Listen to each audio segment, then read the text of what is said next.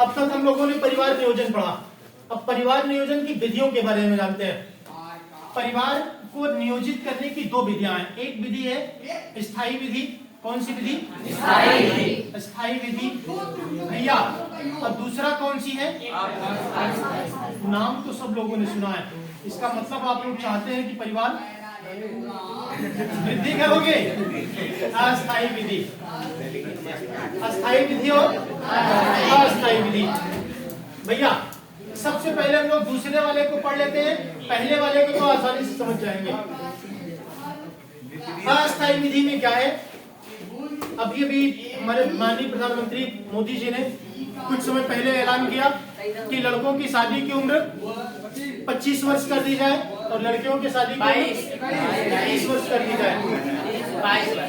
इसमें बहुत से लोगों के कमेंट भी आए, बहुत खराब तरह के कमेंट आए कि लड़कों की शादी 11 वर्ष में, लड़कियों की शादी 9 वर्ष में ही कर देनी चाहिए। इस तरह के भी कमेंट चल रहे थे, बहुत ढेर सारे। और लेकिन जो प्रधानमंत्री जी का फैसला है, इससे हमारे परिवार नियोजन पर बहुत ही बड़ा फायदा होने वाला है।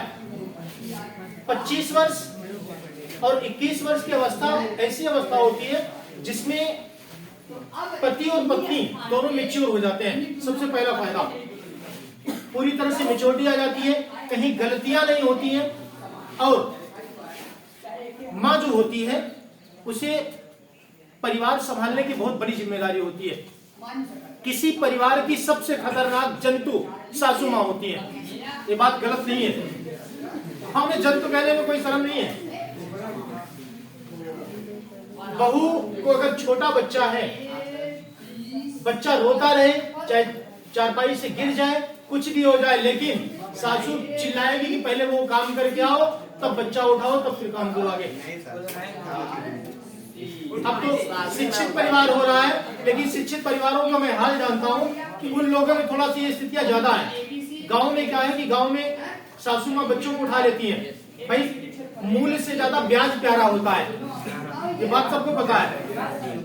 तो बेटवा से ज्यादा नाती प्यारा होता है, उन्हें उठा लेते हैं। लेकिन शहरों में जो बड़े बड़े लोग हैं वो छोड़ देते बिल्कुल आवारा, अपने काम में बिजी है। आजकल वर्तमान में देखा जाए, मोबाइल, बचवा रोता रहे चाहे चटनी जमीन में बोर के खाते रहो, कोई फर्क पड़ने वाला नहीं है। ऐसी बात है कि गलत है? तो अस्थायी विधि में पहली विधि जो है, शादी की उम्र को निर्धारित कर दिया हमारी सरकार ने, ये अति उत्तम काम किया। दूसरी बात क्या है कि जब 25 साल और 21 साल के बाद शादी होगी, उसमें क्या होगी कि माता पिता दोनों की शिक्षा लगभग पूरी हो जाएगी, वहां दिक्कतें नहीं आएंगी। ये सबसे बड़ा फायदा है। भाई जल्दी शादी हो गई, जल्दी बच्चे हो गए, पारिवारिक जीवन में आ गए, जिंदगी बचपने से उठ के जवानी में आए तभी परिवार मिल गया, जीवन का सुख नहीं मिला। तकलीफ है, समस्या है कि नहीं यहाँ पे? तो जो सरकार ने किया ये बहुत अच्छा किया, इसमें कोई कमी नहीं नजर आती। इसके बाद क्या होता है कि शादी के बाद कम से कम 3 वर्ष तक किसी भी तरह से आप बच्चे को जन्म न देने की कोशिश करें तो ज्यादा बेहतर रहेगा। उसमें क्या होता है कि उस बचे हुए मतलब शादी के बाद के 3 वर्ष में हस्बैंड वाइफ, जिनको आप मेहरारू मनसेधु के नाम से जानते हो देहात में, अच्छा पति पत्नी कहते हैं, एक दूसरे को अच्छी तरह से समझ पाएंगे। बात समझ रहे हैं कि नहीं? एक दूसरे को अच्छी तरह से समझ लेंगे तो उस बीच में क्या होगा कि उनका जीवन एक दूसरे के साथ बीतने लायक है कि नहीं।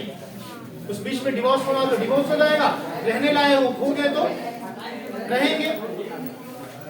ये सबसे बड़ा फायदा होता है एक अच्छे जीवन शैली का, कि माता पिता एक दूसरे को समझ लेते हैं, उसके बाद बच्चे को जन्म देते हैं, उम्र बढ़ते थे थोड़ा सा और आगे बढ़ गई, मैच्योरिटी आ गई। कम उम्र में बच्चा को जन्म देने से क्या होता है कि माँ को कई तरह की प्रॉब्लम आ जाती है।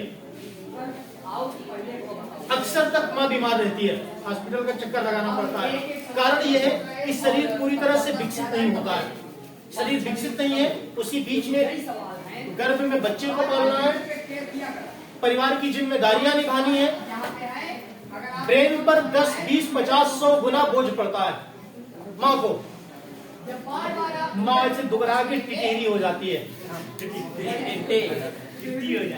बात सही है कि गलत है? सही है। चलो